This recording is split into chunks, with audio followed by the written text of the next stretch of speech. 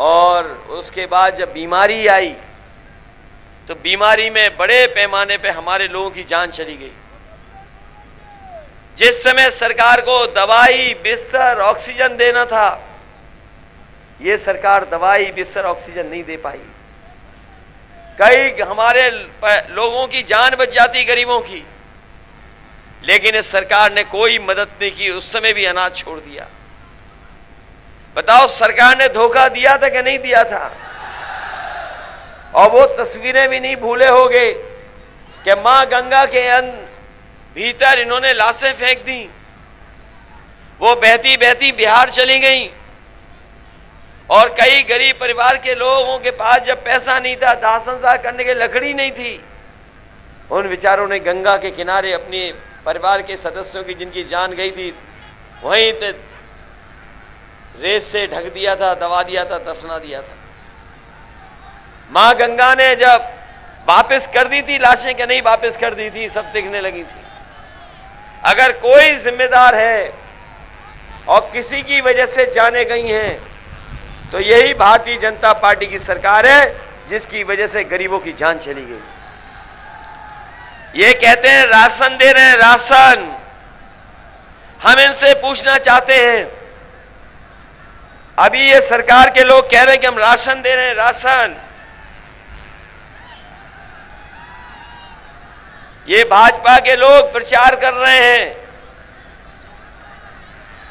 कि राशन दे रहे हैं, राशन भी दे रहे थे।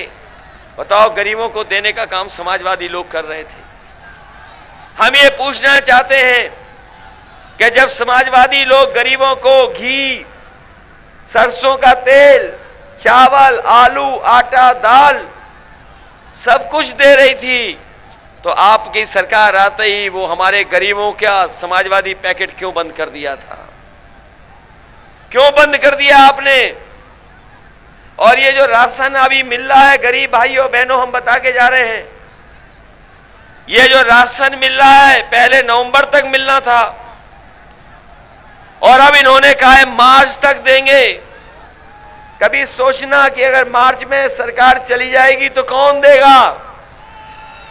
इसलिए समाजवादी पार्टी ने तय किया है कि हमारे गरीबों को समाजवादी पैकेट की तरह का राशन देना पड़ेगा। तो पूरी की पूरी जब तक समाजवादी सरकार रहेगी, हम अपने गरीबों को राशन पहले की तरह देने का काम करेंगे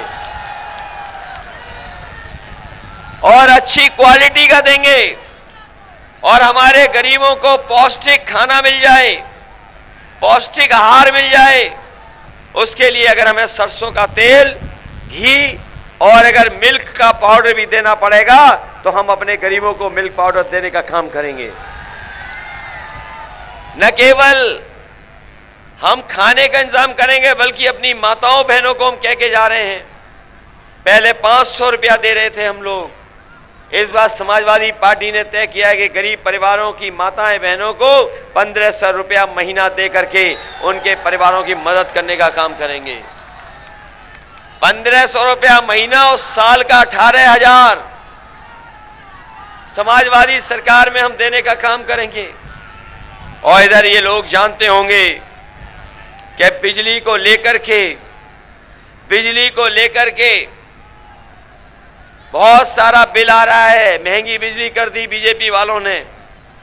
बताओ, बीजेपी वालों ने महंगी बिजली कर दी कि नहीं कर दी? और जब बिल आता होगा तो आपको बिजली के बिल से करंट लग रहा है कि नहीं लग रहा? और वसूली के लिए मुकदमे दर्ज हो गए, कई लोगों को परेशान किया जा रहा है। इसलिए समाजवादी पार्टी ने तय किया है कि 300 यूनिट बिजली फ्री होगी, आपको कोई पैसा देना नहीं पड़ेगा। न केवल 300 यूनिट फ्री बिजली, हमारे किसानों की सिंचाई के लिए भी पूरी की पूरी सिंचाई माफ होगी, उसमें भी कोई बिजली का बिल नहीं देना पड़ेगा। जब से समाजवादियों ने 300 यूनिट बिजली और किसानों की सिंचाई और सिंचाई के लिए बिजली का बिल माफ किया है, तब से भारतीय जनता पार्टी की बिजली गुल हो गई है। और इनका ट्रांसफार्मर फूक गया है। इन्हें समझ में नहीं आ रहा क्या करें। इनके बड़े बड़े नेता और बीजेपी को पता ही नहीं है कि भारतीय जनता पार्टी के खिलाफ 440 वोल्ट का करंट जनता में चल रहा है। इस बार उड़ा करके फेंक देगी जनता। बताओ, इनके खिलाफ 440 वोल्ट का करंट है कि नहीं है? 440 वोल्ट का करंट और चित्रकूट के लोगों ने वोट डाल दिया तो पता नहीं लगेगा कहां चलेगी भाजपा।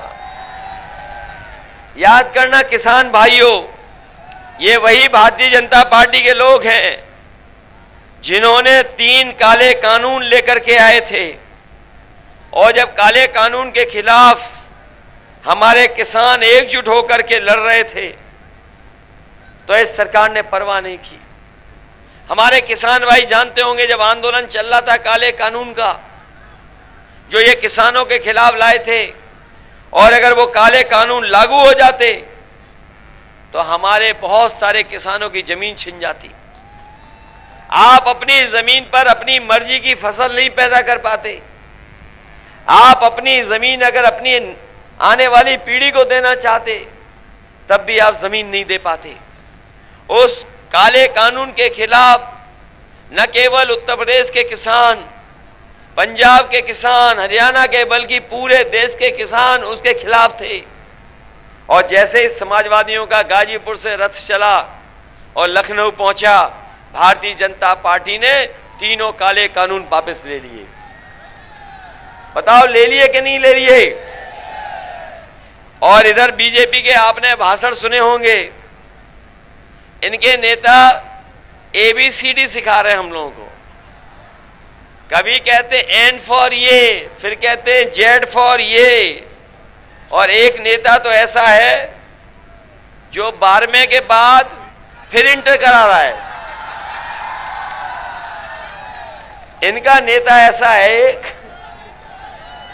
जो 12वें के बाद फिर इंटर करा दे रहा है।